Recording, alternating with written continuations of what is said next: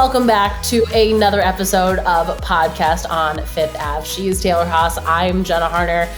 Taylor, as we're recording this, there is one game left in the regular season. It does not feel real starting off. It just does not feel like we're at the end of the season. I feel like we just started. I feel like if you told me it was like, oh yeah, we're in like January-ish, I'd be like, yeah, that makes sense. Yeah, I mean, you think back to like when the season started, and I don't know, it just feels like, oh my god, this is never going to end. I'm like, all right, we just got to get through 10 games 8 times. And then you get to 20 games into the season, I'm like, all right, we got to do this 4 more times, and then we're done. And now there's only 1 game left. It doesn't feel real until the playoffs start. No, it's crazy. We're about a week-ish out from playoffs. By the time you're listening to it, it'll be way less than a week because I keep mixing it up. They start May 2nd, and in my mind, it is a Monday. It is a Monday. I keep saying it's a Tuesday. So Monday, May 2nd, Tuesday, May 3rd. That will be when the playoffs start. We'll talk about that and who the Penguins could potentially face in a little while. But first off, the last 2 games the Penguins have played have both been losses. They've both been multi-goal losses to the Flyers and the Oilers. And now it's going to be really interesting to kind of see how the end of the season shakes out here because Washington, the Caps, right behind them, they could leapfrog them for that 3rd place spot. But let's first just talk about, the Flyers game and the Oilers game were not the prettiest for the Penguins, and that might be putting it a little bit lightly. Yeah, I mean, the Flyers, they've had a bad season to begin with, but then, I mean, you look at the guys that were out for them. I mean, first, Claude Giroux is gone. You know, Cam York done for the year, like Carter Hart done for the year, Ristolainen. They're down so many key guys. And it felt like it was going to be an easy game going into it. Sullivan did say, in the pregame, caution against that, any team can beat anyone. There's still so much talent. And, there's a different kind of challenge that time of year when there's so many young guys on the team fighting for spots. It's just a different kind of challenge. They're playing loose. There's nothing to play for. So, but I mean, to lose the way they did, Crosby scores the only goal, the 6-on-5 goal late, but they were just not in it at all from the beginning. At no point did it feel like they had control of the game. No. I can't remember what the shot total and that was, but it was pretty bad. And you look at like the Heat map, and they were allowing so many goals from so many shots from the high danger areas of the ice. Louis Domingue was fine. I mean, that was his second start since his first game of the season against the Sharks, but he was fine. The first goal, it was just like a scramble where they were able to get like 4 shots, back to back to back, and then one of the rebounds finally went in. Hard to fault him a whole lot on that. And then the 2 goals after that were back the same exact thing, deflections and completely like unchallenged deflections. That would be more on the defenseman. Like they should be clearing the crease. It's not Louis' job to clear the crease. He was doing a good job of trying, like physically shoving guys out. Like he can get aggressive.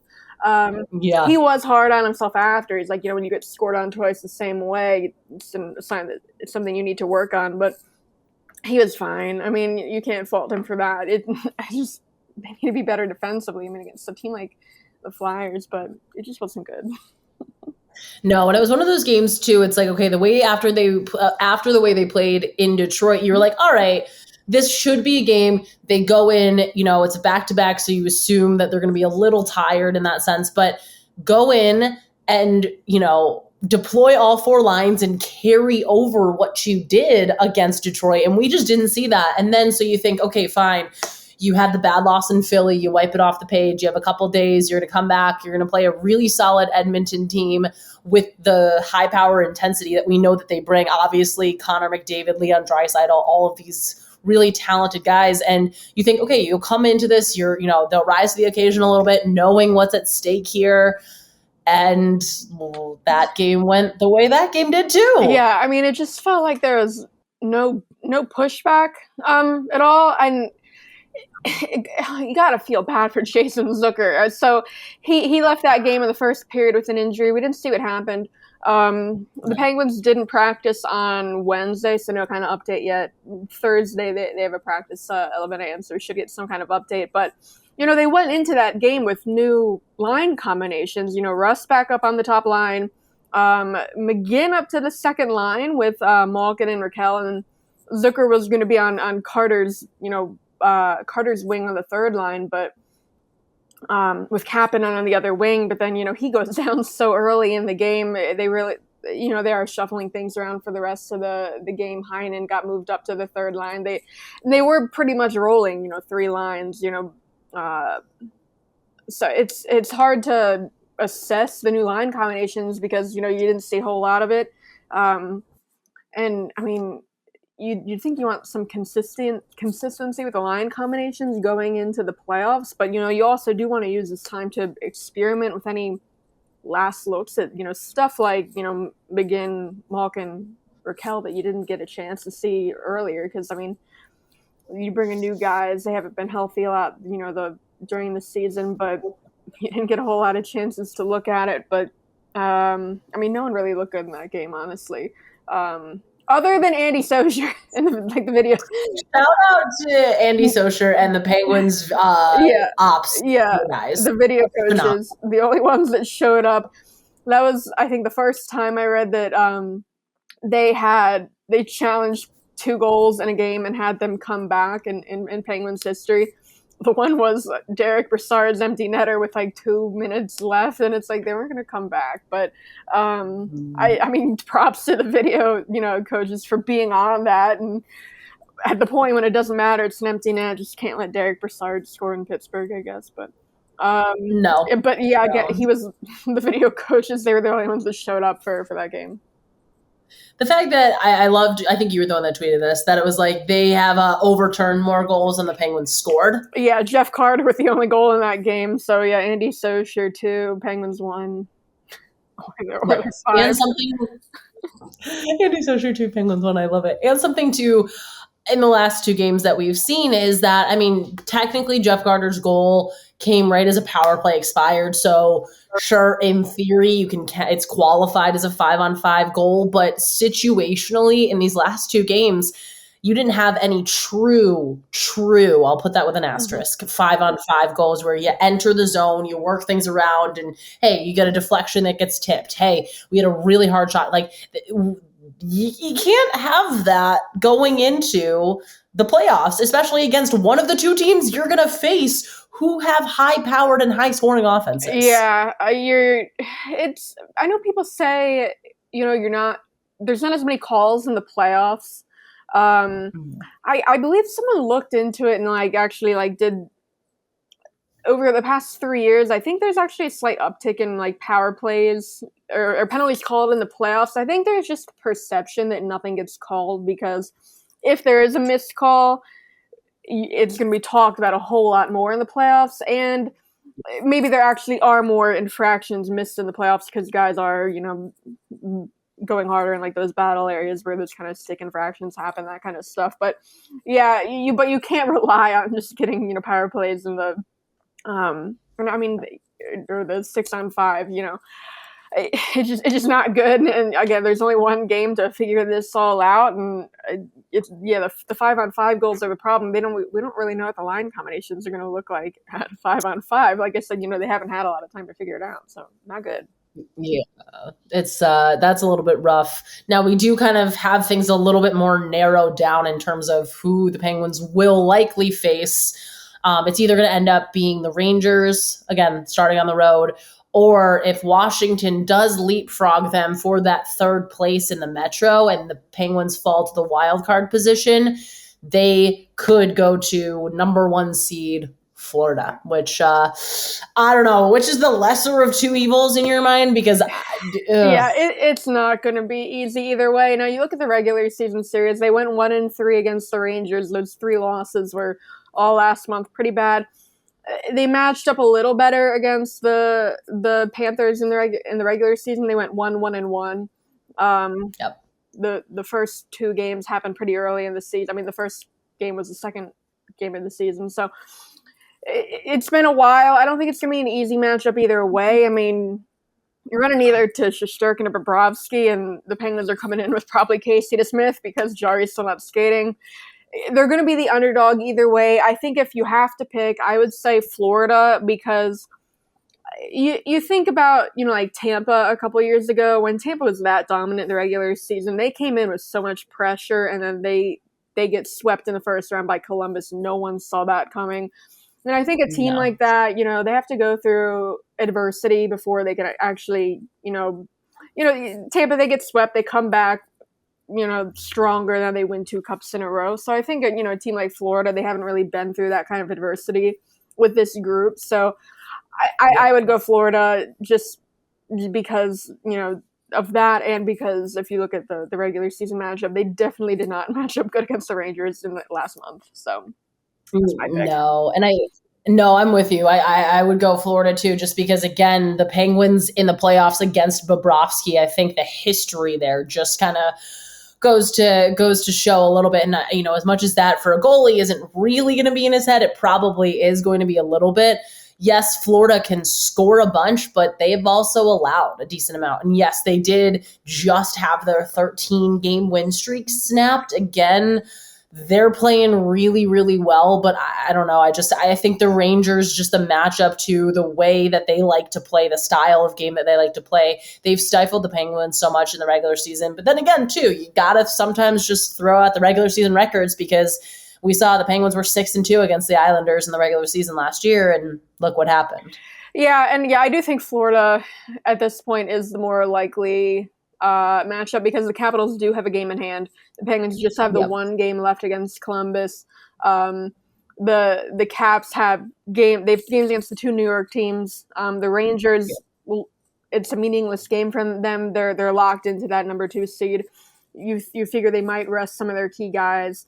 And then the Islanders obviously not making the playoffs. So if the Capitals win both of those games, it doesn't matter what the Penguins do against Columbus Friday. The Capitals will overtake the Penguins in the standings, and the Penguins will fall to the wild card, face the Panthers. So I think that's what's coming up. And I don't know, I think that might be what you want to have happen. I don't think you want either of these to happen, but of the two. Yeah, if you had to pick one, which one looks less intense, I would go with, but even then, again, I don't even want to say intense, because the Florida Panthers have looked really good. So again, you want to guess a little more of the unchallenged, the unproven, where we know the Rangers are good. But looking at Shesterkin and Georgiev too, they don't have a lot of playoff experience either. So you can kind of look at that, but also the way Shesterkin has been playing this year, it's just like, it doesn't entirely matter until he proves you wrong type thing. Yeah, it's going to be tough either way. Penguins, they talked about yesterday how they need to find their confidence, build up confidence in this last game against Columbus. But then Kapanen, he was also asked, has doubt crept into the room? And he said, no, they believe they have a good team. They think they can make a run. So, I don't know, it's going to be a tough battle. It'll be a tough battle either way. And when we're talking with you guys next week, games will have already happened, which is insane. We'll get there in a little bit. We're going to take a quick break. And when we come back, we're going to talk a little bit about some league-wide stuff, Masterton nominees, and why the world is against Vegas. Stick with us on Podcast on Fifth Ave. We'll be right back.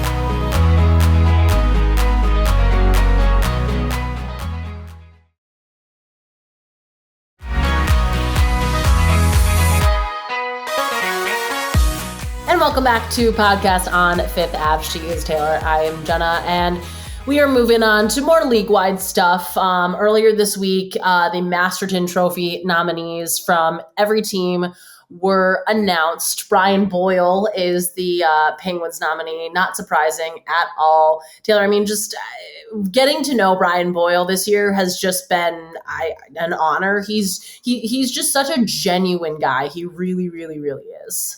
Yeah, it was a no-brainer for him to be the Masterton nominee. That's something that the Hockey Writers Association, we vote on. Each city votes for, a guy from the team they cover, and then they go on to, the league-wide voting. And Boyle, he was near unanimous. He got almost every single vote from Pittsburgh except for one that went to Evan Rodriguez. But Brian Boyle... Yeah, just an easy, really easy vote. He, like you said, he's just such a great guy to talk to. He's by far the best talker on the team. You can tell he actually he's not giving you cliches. You can ask him a question and sometimes he'll give an answer that's 2 minutes long, and it's so well thought out. And He's just a great guy to talk to, and that was great talking to him after the nominee was picked. We 4 of us got to talk to him ahead of time for a story about just him being the nominee. And you look at, what the last 2 years have been like for him. Not playing at all last year, just training on his own, hoping to be able to make an NHL roster again this year. And then he comes on a PTO, earns a contract. And I think you look back at training camp when he came in, I think you thought maybe 13th forward, you carry him around. Maybe you can go, if you can probably send him down to Wilkes-Barre if needed. He's not going to get claimed. He's just a good depth option, but he's played in like 60 something games. Like, he's been for the most part a regular in the lineup, and 10 goals. Sullivan did say, offensively, he has defied their expectations. They did not expect to get that kind of output from him offensively, but Boyle, I did ask him, when we were talking after, he got the nomination, if he's defied his own expectations for his game, and he said no. He said you have to believe in yourself, and he said he didn't want to sound cocky, but he thought he still had this in him, and just a great story from him. And the stuff with his family. His family's not living here for most of the year. They're back in Hingham, Massachusetts, and his wife gave birth to their son back in January, and I don't know. You look at just everything he's had to go through. He did talk about, so he has, that's his third kid. He has Bella, who turns 5 next month, and then Declan, who turns 7. And last time he played in the NHL, 2 years ago before this, that Declan was not quite at the age yet where he really knew what his dad did or was into hockey. I think he said playing hockey himself. Boyle said that, going back to the beginning of last year, Declan's favorite part of hockey was like getting the snacks after, but he hated going to the rink. He was afraid to go to the rink. And so he said, taking that year off, he was able to really watch his son get into hockey. And now that Boyle is back on an NHL team, Declan, he's almost 7. He knows what's going on. He's a huge fan. His favorite player is Sidney Crosby. I remember Boyle said earlier in the year, he gave his son, a Penguins jersey, and he saw the disappointment in his face when he turned it around, and it said Boyle 11 and not Crosby. But he said, when his kids are, around the team, his kid will just go right up to Crosby, even if Crosby's in street clothes, he knows him. And it's because his son, who's 6, turns 7 next month, he has the Penguins app on his iPad, and he watches the post-game interviews, just listening to what everyone has to say. So great stuff from him and his family. Yeah, definitely a deserving guy for sure. That kid is going places too. No, definitely incredibly deserving. What a guy too, just there are athletes that you get to interview in this job that you truly enjoy talking to. And again, like you said, you're not going to get a cliche canned answer. He's always been so honest. He's always been, through when they win big and when they lose big, he seems like he's just always so consistent. So incredibly deserving. Some other guys across the league too that, you think more likely probably are going to tend to be some front runners here. Carey Price for the Montreal Canadiens. His journey, going to saying I need to take some time, step away, go to rehab, take care of some stuff internally, and then him being able to come back and play. That's just phenomenal what he did. Kevin Haase of the Flyers, going through adversity, just the truly tragic story with him losing his brother, Jimmy, and the impact that had on not only him, but the hockey world itself. Some of these guys just, again, I think a lot of people forget sometimes too, they're people and they go through things that we all go through in our lives, and just, they still have to, go to their jobs every day and play professional hockey. I can't imagine some of the mental toll that takes on some of these guys. So incredibly deserving for anybody who wins. But, you'd like to think that some of those guys and Boyle might be some front runners too. Who else? There was one that sticks. Oh, Ryan Getzlaf for the Ducks, with this being his final season too, and just kind of the mark he's made on that franchise. Any of these guys that wins it just feels very fitting, feels very deserving for any of them. Yeah, and Boyle won this before, back in 2018 with the Devils, back when he was dealing with cancer. He won it, and I mean, he was an all-star that year. He had he missed some time after he got that diagnosis, and then he came back. Actually, had a great season, and he won it. And he said, he follows, the Masterton, the nominees, who wins it every year too. And he said it's always just so inspiring every year to see these guys, their stories, what they come back from. He mentioned like Craig Anderson missed time when his wife had cancer the year before. That was 2017. So I mean, Oscar Lindblom, another guy who had cancer, he had it last year. There's a bunch of just stories like that. And then some team, Jack Johnson's the nominee for Colorado. That just I kind of, because he has had a bounce back year. Some of these, it is kind of a weird award because it's a mix of like guys who have gone through some really tough stuff like losses and deaths or coming back from injury, but then it's also kind of like a comeback player award. Because what the Penguins nominee last year was Casey DeSmith, and he was really just like kind of like a comeback thing. But Jack Johnson, the nominee for Colorado, there are a couple guys like that around the league, but a bunch of deserving guys. Hello, old friend, Jack Johnson. Jack Johnson. Who's still on the payroll. Yeah. But neither here nor there. The league is, I don't even want to say the league, but fans seem to just be rooting to see Las Vegas out of the playoffs.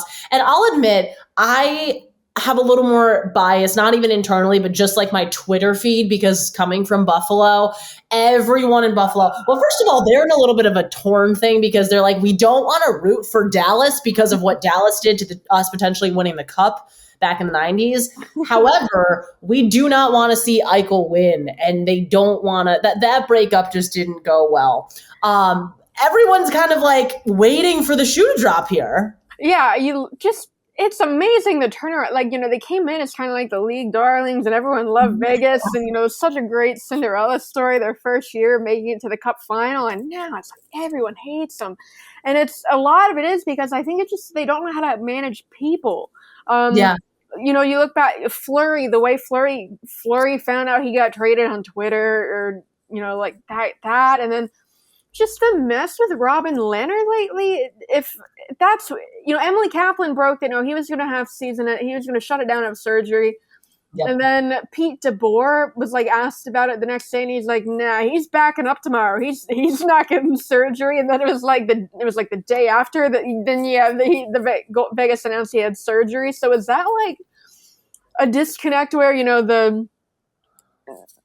the GM or the doctors or whatever didn't tell DeBoer, or was that DeBoer just being like, "No, you're not having it"?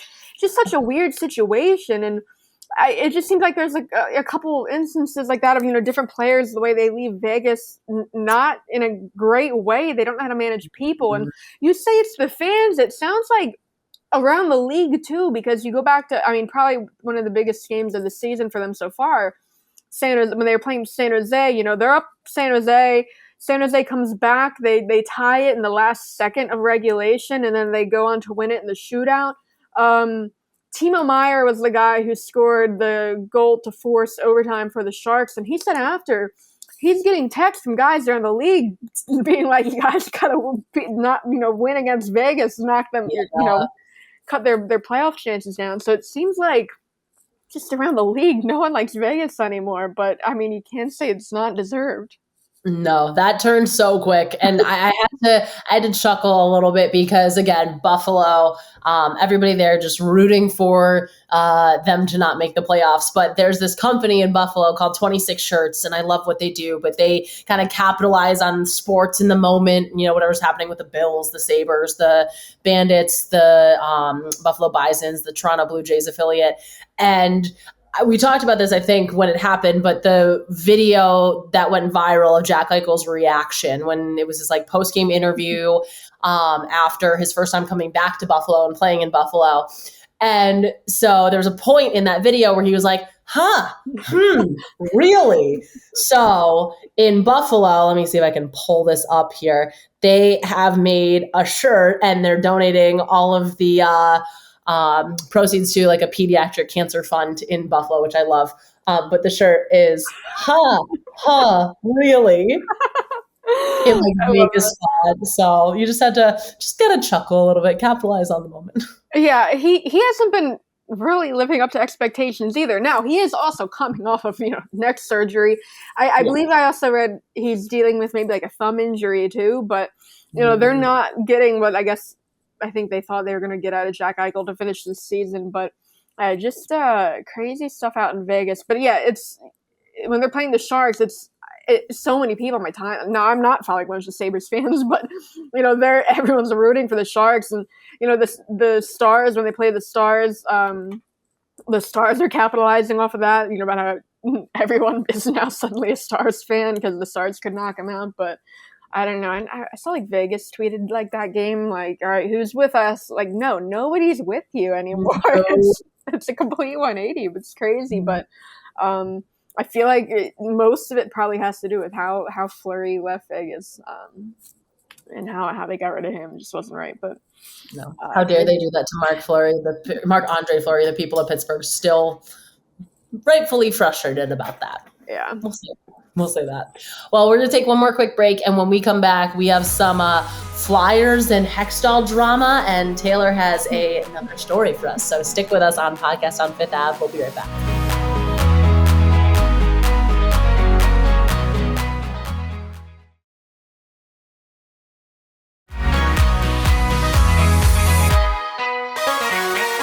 And welcome back to Podcast on Fifth Ave. Taylor, you were in Philadelphia this past weekend for the Penguins-Flyers game this past Sunday, and you put a tweet out because you noticed something in the press box. Yeah, so when we were there in January, I did take a picture, along the back wall in the press box. It's a bunch of pictures of current, former Flyers, guys like, who recently gone, like Nolan Patrick's up there.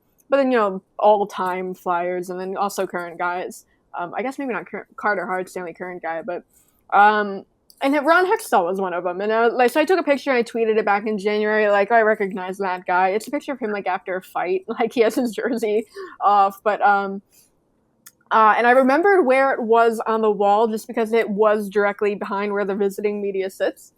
So when we were just there, I was gonna like take a picture of it again or something, and it's gone. And I'm like, it's just an empty space. It's like they took the picture frame down. They didn't even replace it, and I'm like, oh, did they swap out like are any of these photos new, or like I was like, did they move them? And I pulled up the picture I tweeted back in January, and I was like, oh no, these are all the same pictures. They took down the one, and it's like, they're all in the same picture frame, like put up at the same time. It's not like, oh, the Hextall picture was, old frame. They got to replace it. No, that had to have just been them like being petty. And I was like, what could have happened? It's not like Hextall said anything about the Flyers since then, but we talked about what happened. But like Bobby Clark's comments about Hextall and just kind of some bad blood between them. I'm like, is that what happened? Like, like that kind of was the final nail. And then, because it's guys that have recently moved on and are playing for other teams now, and their pictures are still up. So it's not like when a guy leaves, they take his picture down. But I mean, Hextall, they haven't had a good goaltender since Hextall played there, and for them to take his picture down, it was crazy to me. I want to know like the details behind this. We need like an inside source. Did they take it down like just for that game and then put it back up? I know two women who work for the I think it's the Philly Inquirer. I did text them after, and it's like, hey, what's going on with this Hextall photo coming out? They're like, oh, that's who it was. Like, I guess it's been down for a little bit, and they didn't realize which one it was, but. Yeah, but as the Ron Hextall, because I was looking around for it, I was like, did they move it? No. Like, did they switch it? That's the only one they took down. It's like, Hextall hasn't said anything about the Flyers at all. Like, It's not like I don't know. It's just like when, I don't know, what, you dump your boyfriend and he gets like a new girlfriend and like, then you're mad at, no, it's like, no, you dumped him. He can do that. Like, they fired him. Like, he's allowed to move on. Yeah, but it seems like that's what happened. But just I don't know, pettiness, it seems like. I don't know. Bobby Clark, I think he's based in Florida, but so because I was like, was Bobby Clark like just sick of looking at like Ron Hextall's face? I don't know how often he is in town, but How often does Bobby Clark like go up to that picture and be like, "Rue the day"? yeah, but crazy stuff out of Philly. Just I don't know, very amusing, you know. It's very on brand for Philadelphia. Very incredibly on brand. And now you have a story. And whenever you tell me this, whenever like we're going through our pre-show notes, I get super pumped because again, you delivered last time with playing Quiz Up with Patrick Laine. So yeah. This I don't think this lives up to. I should have saved the Patrick Laine story for another. Like I can't, you can't open with that.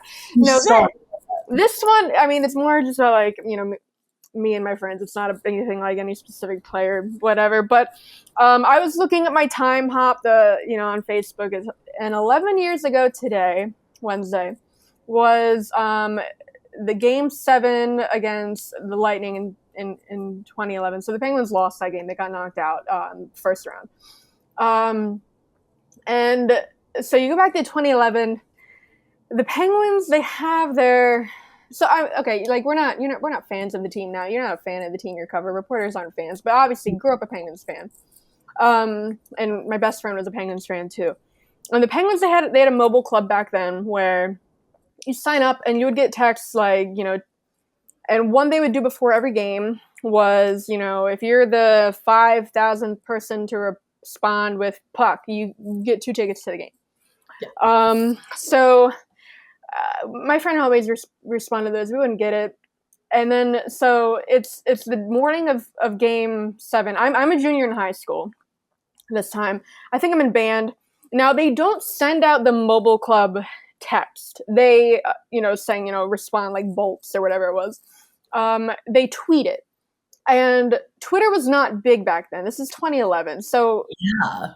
Like normally you would respond back to the text and it would be over right away. But they tweeted, they didn't send out the text. So I'm in band in, my junior high school, and I respond, and I notice the number's low. And then I get back to my next class, it's English, and my friend is in that class who's a Penguins fan, is like, hey, did you text? Did you see the tweet? And then she does it. And it's still pretty low. And this is like, an hour later. And so it's going up pretty slowly, we gather. So then we're asking people around us, every, I don't know, like 10 minutes, like, can you text this number for us? And then tell us the number you get back.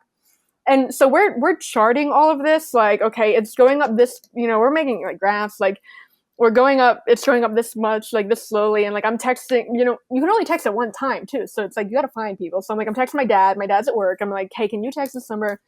Tell me the number you get back. And he's having like his work friends. And so we're gathering all this data.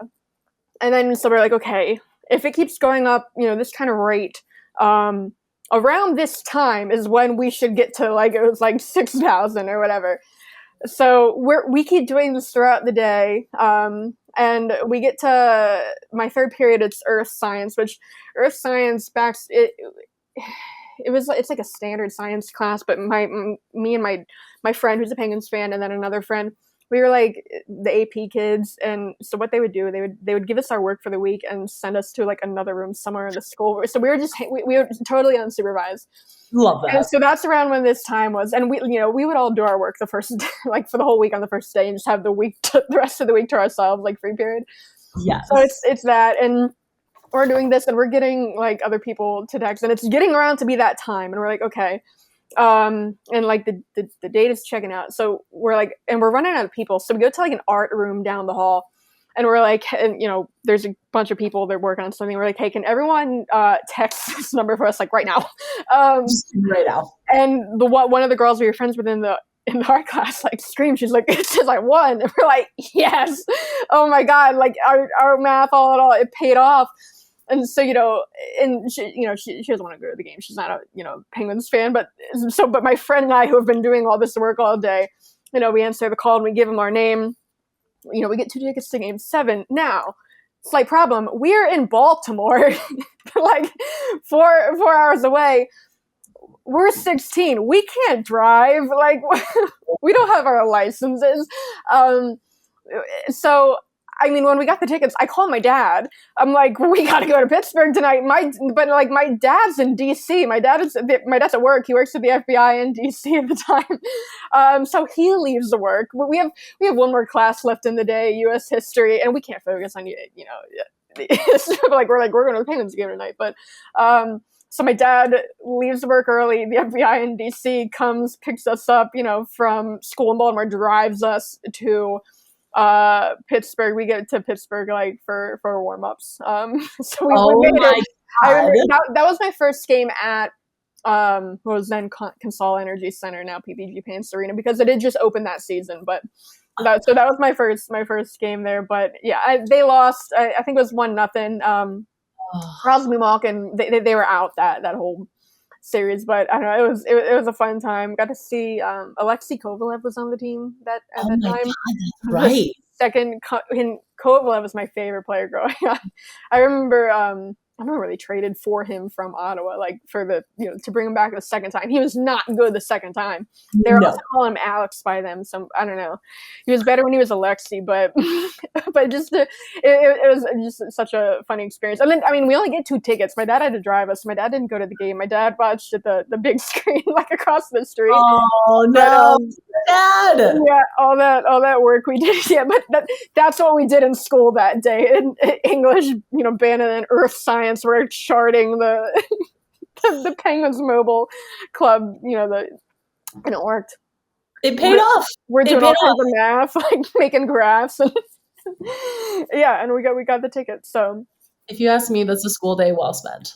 Yeah, it's definitely worth it. But yeah, just a crazy story to win Game 7 tickets by, just because they tweeted it out. No one really followed them on Twitter at that time, and we're like, okay, we can if we work hard enough, we can do this. That was dedication, honestly. Yeah, that was straight up dedication, and I respect it. Thank you. One of my my best achievements in school to do all that math to win Penguins tickets. You should be very proud. That was they need a trophy for that. We really do. But yeah, just cool memories. Yeah, I because my time hop popped up, and it just back then on Facebook you actually used to post statuses like it was Twitter, and it's a constant stream of what we were doing and all these when we finally won. But I remember we bought our friends that helped us shirts while we were up there, the whiteout t-shirts and all, really not Penguins fans, but it's we got to do something for them. But you guys helped us out, so we appreciate it. That's my story. Yeah. I love it. Well, crazy to think that this time next week we will be talking about, I would guess, at least 2 playoff games, 1 or 2, depending on when the Penguins actually start. Yeah. Oh my gosh. Crazy. What a week ahead it is going to be. Well, we'll wrap things up for this week. Next week we go into playoff mode. So get stoked, get pumped. Follow us, listen to us, subscribe, write a 5-star review. We like good reviews. Wherever you get your podcasts, Apple, Spotify. I know there's a bunch of other ones that I should be on and aware of, but I'm not. So definitely anywhere you get your podcasts, tune in and listen. Thanks so much for joining us on Podcast on Fifth Ave. We will see you next week and talk some playoff hockey.